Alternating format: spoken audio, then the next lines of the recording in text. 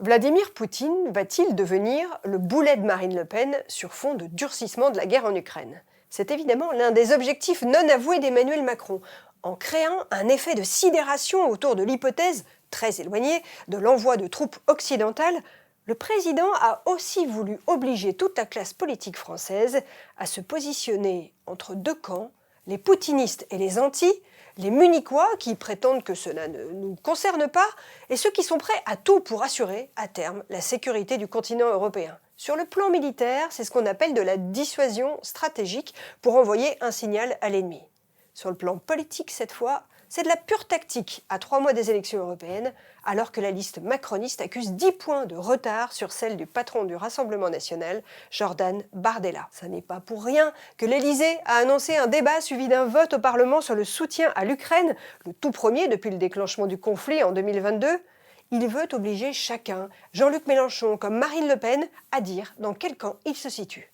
À plus long terme, au-delà des élections européennes, il s'agit évidemment d'enfermer Marine Le Pen, on l'a compris, puisqu'elle est en pole position dans les sondages pour la présidentielle de 2027, dans l'image du toutou de Poutine. N'avait-elle pas déclaré qu'elle avait, je cite, de l'admiration pour le maître du Kremlin ?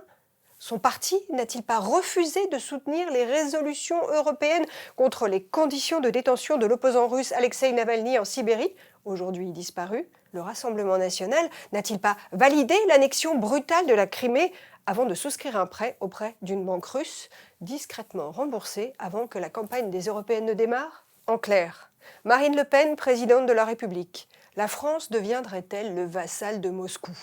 En enfilant son battle dress, c'est tout le clivage qu'Emmanuel Macron essaie d'installer dans les esprits.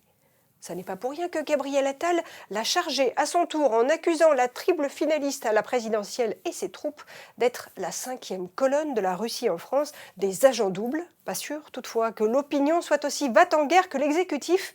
Le soutien à l'Ukraine semble hélas s'effriter dans la population.